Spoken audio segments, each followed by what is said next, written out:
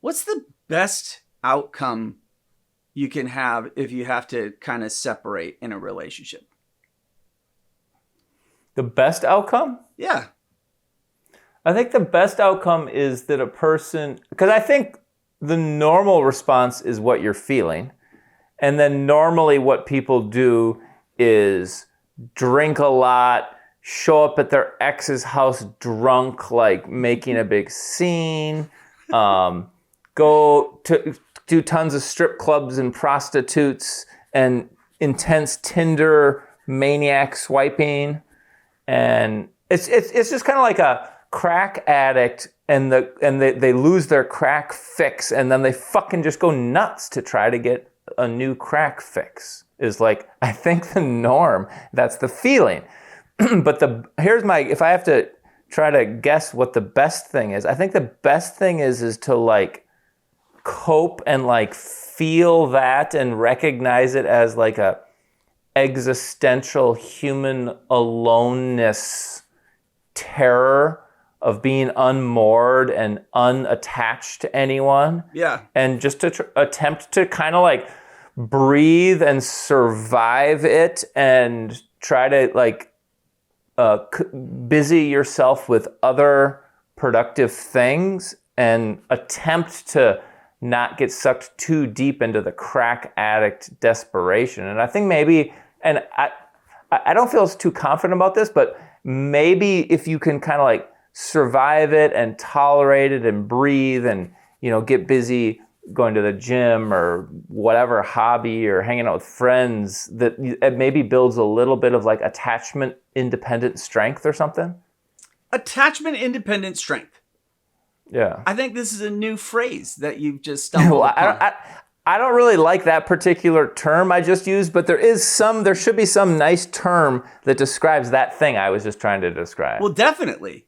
And particularly because what you're talking about is this addictive phenomenon. And there have been studies where they gave people fMRIs and they showed them pictures of their exes, and their brains lit up as if they were going through with a crack withdrawal.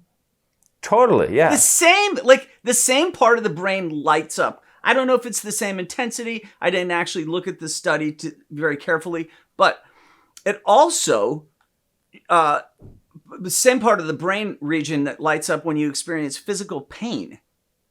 Yep. And I felt that just the other day. I was driving past, when I leave the office, her house is literally like a mile away on the same fucking road, right? And so yeah. I drive past her house, and I was pretty sure I drove up next to her, but now I forgot what color her car is, which is silly. Like, I don't know how you would forget that, but I did. Yeah. And I drove up next to who I thought it was her, and she turned into this neighborhood, and then I drove the other way, and I felt fucking, I don't know, some kind of, it felt like pain.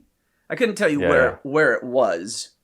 I know exactly what you're talking about. But I felt bad. Yeah. Yeah, I think feeling, like letting yourself feel that, surviving it, breathing through it, and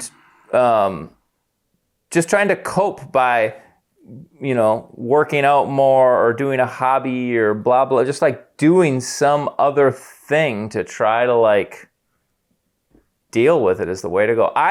The thing I do mostly is, what I advise my clients to do is get busy doing stuff that's good and also spend as much time with other people as possible. If you just hang out with other people, friends or whatever, it really is like a good painkiller for this pain thing we're talking about. Oh, yeah. We now bring you Enter the Freud. This is for entertainment purposes only. It is no way medical advice. It turns out, like, the people who do best, who fare the best after relationships, tend to get engaged with and have an experience of personal growth. Isn't that fascinating? Like this whole thing that I'm experiencing of unraveling, and I don't know what I'm doing, and I don't even know what kind of guy I'm going to be now. I don't even know. I don't know what I'm looking for anymore. I literally don't understand what the fuck I'm doing. And it seems really bad.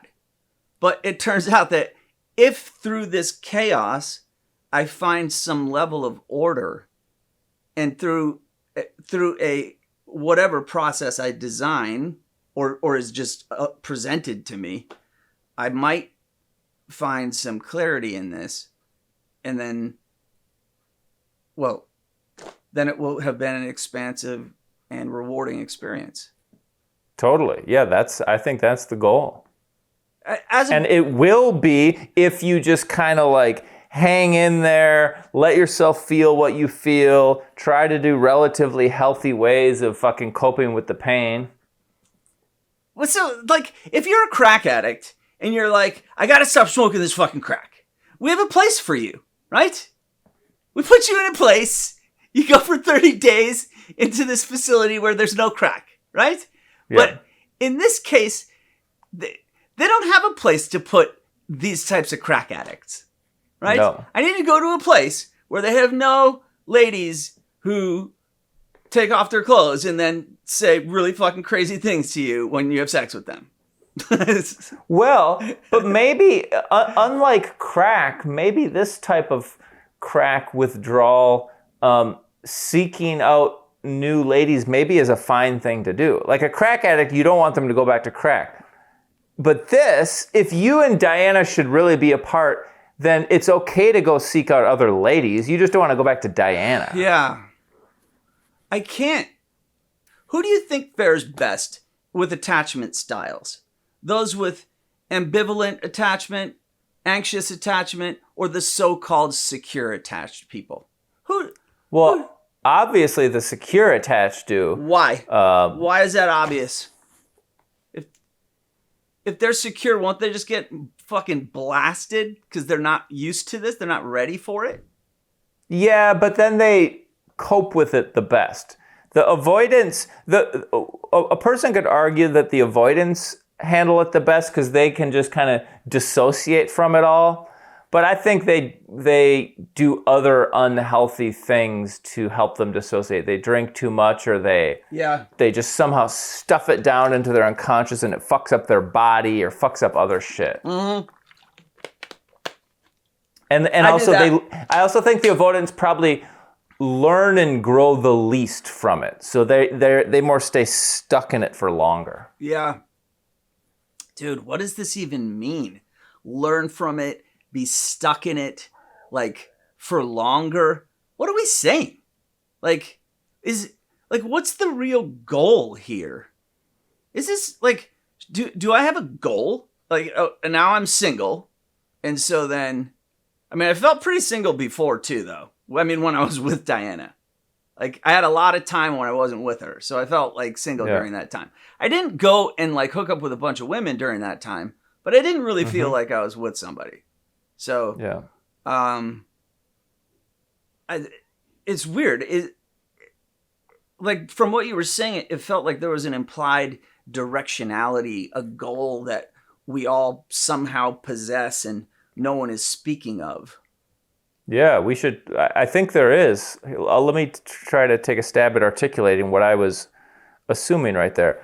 So it's back to this metaphor we've been using of an umbilical cord. I like the that. Little kid's umbilical cord is attached to the mom, and eventually around middle school you got to cut that, and then the middle schooler and high schoolers are fucked up, and then you meet a lady and you're like, oh God, thank God I finally found my host that I can attach my thing to. And then breakups cut that umbilical cord and you're left with these feelings you were describing. It's the worst fucking feeling. So I think the goal is that when your umbilical cord gets cut, it's gonna be painful. I think that it's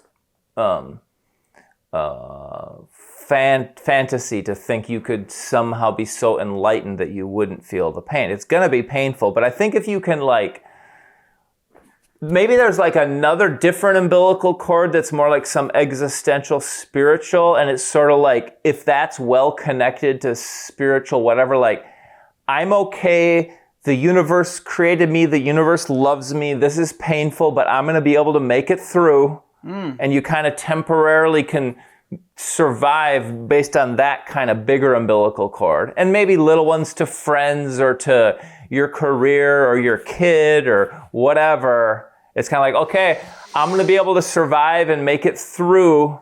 And my romantic umbilical cord, that shit's painful as fuck right now, but I can survive, and I don't have to rush and hook it up to the next chick that walks around, or go get back with Diana, or go get a prostitute, or get wasted out of my mind to medicate the pain. Yeah. I think that's the goal. Whoa. But see, that goal is kind of like a self that, like, what if you're not built that way? Like, what if you don't have these connections to the universal, this expansive one that you were doing with your arms like this, and then the smaller ones to the various causes that you're engaged with, and friends and children and parents and all of that, right? Like those don't seem inviting, and then you don't feel ultimately connected with the universal force. What do you like? Yep. How many people are actually like that, do you think? Well, it's probably a range, and probably almost nobody is super good at it. Yeah. But a lot of people are lacking that, and those are like the borderline ones, or the ones that just have to get wasted. Well, what's a borderline response to the situation I'm in? Like, what do you think I should do? Well, you would like show up at her door and tell her that you guys are soulmates, and demand that she talk to you, and you guys need to get back together. And if that didn't work, then you start threatening her. Yes. Yeah, exactly. Yes, that's right. Yeah. Because then she'll be like, no, you. And then simultaneously, you go nuts on Tinder, and the first chick that matches with you, you show up and you try to like get married to her. Yeah. That one does seem like somewhere in there that's compelling, but I have this like layers of defense against that. Like you have defense against the Tinder addict thing. The both the Tinder and the need to go and make sure that she really understands how important I am to her. Yeah. I think it's good to have layer of defense against that one, because that one's a fucking dead end. Well, like, to show up and be like, oh, look at these pictures of us. See how happy we were. This was just on New Year's, on Valentine's Day. Look, and then she's like, yeah, but you're a fucking asshole. Look at what you just did. You sent me that text, like, get away, you're a fucking nasty whore bastard, blah, blah, blah, right? And I'm, and I'll be like, no, I didn't mean it. Nah. And then, of course, she's going to be like, dude, get the fuck away from me. And then you say like, oh, see? Nah, because then you're rejected again. Right? You've literally recreated a scenario so that you can make sure that you feel not adored. Totally. Yeah, that's why that approach is such a train wreck. It's such a train wreck, man. Then what about the Tinder addict, the desperate Tinder swiping? Why don't you like that? Well, so I'm just conflicted. This is what I was saying about this Zac Efron experience, right? Like, I look at myself, and then I look at, like, I have to try to then create this portrayal of myself for the apps, which I used to fucking love doing. I thought it was the funniest thing. But now from the state I'm in, I look at that, and then I look at myself, and I look at photos. What's the state you're in? You feel shitty about yourself, so you think your portrayal sucks? No, I literally feel like that's not me. Like the guy in the thing is not an accurate representation of me. Right? How so? Because I feel dysmorphic. I'm like, I don't feel the most handsome, and that's really weird to say, right? Because but that dysmorphic feeling is more of an illusion than the Tinder pictures, because that's just a neurotransmitter chemical response to breakup. Yeah, that's what I'm trying to say is like, so for me I look on the apps and I scroll through the ladies and I connect with various ladies and then they'll say some shit to me and then I'll click on I'll look at them and I'll be like, I wonder what they really look like. And then I'll look at me and I'm like, ugh, like what is that? I really do feel like just off. And Jesus. and, you know, I'm in the gym really consistently, and so I'm pretty spot on with my fitness, and like it won't take me very long. I'm probably emotionally in alignment with where I am physically, to where I get to this place physically that then I'm just like I feel like so confident about myself. I like the way that I walk, and I like the way I feel, and I like the way everything. I like everything, how it fits and goes. Right. Right. But that doesn't. It's not clicking right now. Right. I'm off, and then I'm like, and then here's what I think is, well, should I just, like a good behavioral psychologist, just expose myself to dates and force that guy to show up, even though he doesn't want to? I'd be like, no, like, no hiding, bro. You got to come out and you have to say hello to these people. Or should I continue on this like path until I hit some kind of narcissistic crescendo and then go out and then do what? I don't know. That typically in response to these breakups, what happens to me is not good. What do you mean? Well, I tend to kind of go one of two ways. One is I'll become just like, literally, I think I'm better than everyone. It's like a weird narcissistic defense.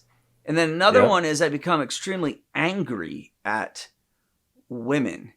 And so then whatever they do on a date, I'm just like disappointed. It's so fucking weird to say this out loud. It's good. It's weird because it makes me think of like, what kind of personality disorder is that? It's almost like a depressive personality. I don't have the DSM right in my head right now, but like there is a depressive personality disorder, isn't there? No, I don't think there is. There isn't? Because like I'm trying to figure out which one would then like just ultimately find all of like just wait for them to do some kind of a like insensitivity to my masculinity. Right. And since this is all too common today, it only takes like an hour for everyone to fuck up, right? And then they'll do something that implies like, oh well, you're a dude, so you don't have to have these struggles. And then I'll be like, what? What did you say? I have done that like multiple times on dates, and that's disgusting. That dude should just be thrown in a prison. Like, what am I doing? Working out my own juvenile fucking anger towards women on a date? Right. It's fucking pathetic, dude. It's pathetic. That's what everyone does. Dude, I find it pathetic. Welcome to the pathetic human race. Why do you say that's what everyone does? I really think that's what everyone does. I think relationships are like this venue where we're playing out our deep emotional patterns, and we're like some part of you wants to go and like confront a woman who like is devaluing you or whatever the fuck it is, you know? Yeah. And everyone has their own little drama that they are like going to want to, and they not even want, but they need to like play out in a relationship. And there's good ones and there's bad ones. And a good relationship is both of you guys just get to play out your kind of good relationship with each other, and it feels really good. Yeah. Yeah. Why did you say? And then there's bad ones. What do you make? Well, just like yours is like you have a internalized drama that like women demonize you or devalue you or whatever it is. Yeah. That's an internalized drama, and so you're then at sometimes you seek to go and play that out. But I do the dumbest thing, just like women, where I'll play this role where I'm basically like, I present as stupid arm candy. And then when they treat me that way, then I'm like, oh, you didn't fucking see that I was kidding? Like, I want to be taken seriously as an intellectual, you moron. Like, Yeah. but I totally set them up. Yeah. I literally said I set the whole thing up with the way I look from head to toe, and then how I talk, the way that I'm articulating my words, and then they fall for it, and then I'm outraged. Which but I bet we could look at this from a more positive side. Yeah, it's probably something in the category of you're just wanting a woman to just kind of be cool and appreciate you just as a human, and you shouldn't have to posture your intellect or whatever. Yeah, that she should just accept that you're cool for the way you are, and you're ready for them to fail. And if they fail, you jump on them. But really, what you're wanting is it's an understandable thing you want, and it's kind of sucks that very few people will do it. But I bet the ladies that you do end up with, they do succeed at the thing you're hoping they succeed at. Yeah, you're right. No, you're definitely right. They do. So it's in some ways it's kind of a good thing. Well, when you put it like that, yeah, that was weird. I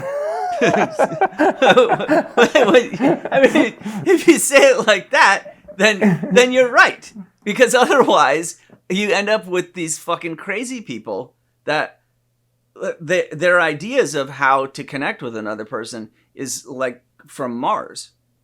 You know, they do not like anything funny that you say. They find that completely offensive and off-putting. And I'm like, whoa, I don't really know how to talk then, right? And they don't want you to be spontaneous. They want you to just ask canned questions that they know the answer to. Right, totally. Yeah, fuck that shit. I don't understand. But I think the most common male pattern, which it sounds like you don't do, but you must do it, but maybe not, is you go out on dates and every dude is obviously doing a little different thing, but the general thing is most chicks aren't going to be that great, and you just assume they're not going to be that great, but it's almost like you're playing a video game, and the goal of the video game is to fuck them, right? And on the rare chance that the chick actually turns out to be cool, okay, then you'll go into a relationship. But if she turns out to be what you assume, 90% of them are lame, it's like you just ignore all their stupid, annoying things until you fuck them once or twice or three times, and then you bail. Oh. Yeah, But do you not really do that? I only do that if if they've tweaked my brain somehow.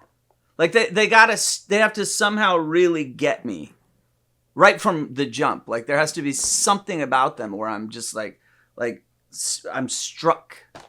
And then I will go through the motions until we have sex and do the whole thing, right? And then bail. Yeah, but when you say struck, you mean there's something that's attractive about them. Yeah, but really attractive. Yeah. Like it has to really catch me. Because if they're just like, I'm like, yeah, everyone would find you attractive, but I don't. Like then I'm not in on that.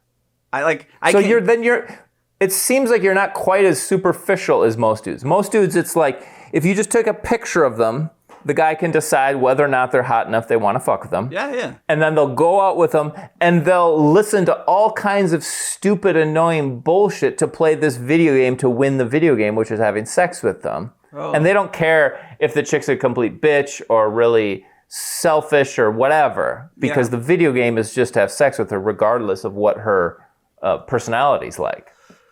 Yeah, there's something that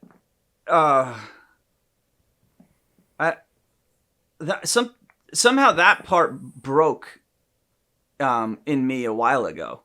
Like even the need or the desire to go do that.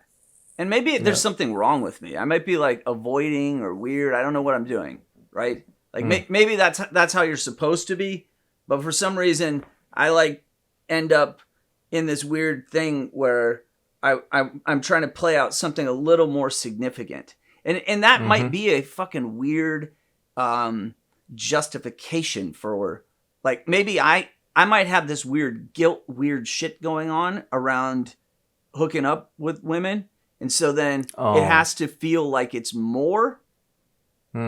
Because if it's just like, oh, okay, this chick wants to fuck and, you know, we just ate dinner and talked a bunch of bullshit, and now she's trying to like come home with me or whatever, and I'm just like, nah, lady, get the fuck out of here. I'm out. Like, I don't know why.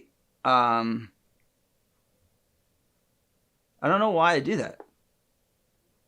Like, what? Why that? I would say that happens to me way more than actually like hooking up with the chick.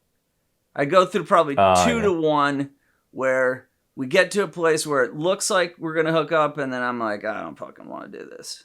And for what? And it's the range of why is crazy. It's like I just don't like something about them, or I feel bad. They're too stupid or crazy, and and would you sort of feel guilty and bad if you just like used them for sex? Yeah. I think that's what it is. I think I would feel bad. But if they are clearly trying to use me, and I'm like into that whole game that we are doing, then I'm fucking down. Right? Which means, so then it's like a ethical guilt type thing. Yeah, it is. It is. I had never even thought about this, but it does play out in a way where,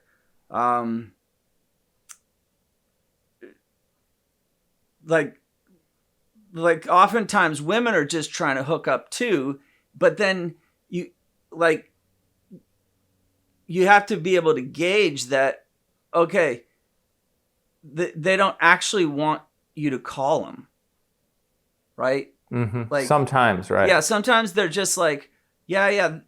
I played that whole thing out with you all the way to where we were basically acting like we were married, and now that was it. It was a one night thing. We were just pretending. Yeah. And so like I don't actually want to hear from you. And you're like, well, that's fucking weird. Like, okay, we like that, because it's almost like I have this weird deep assumption that women are chasing commitment and long term, and oftentimes like they're just trying to have fun, man. Yeah. They just saw something that they liked and they're like, let's fuck. Yeah. And it'd be interesting to hear women talk about that more, because I do think oftentimes women are looking for commitment. But then there is this other thing you're talking about, and you don't hear women talking about that as much, and it is kind of a foreign, confusing subset of the dating game. Yeah. And for whatever reason, you know, maybe they actually didn't like my bizarre sense of humor, and they didn't actually like a lot of the things that the signs that I was putting out there. But they were like, I'm going to go along with it because I'm going to fuck him. Right? Yeah. So it's the reverse of what you were saying about the guy who's playing the video game, blah, blah, blah. I'm looking at it very much through the woman's perspective of they're looking at this and they're like, well, you know, I'm going to put up with whatever.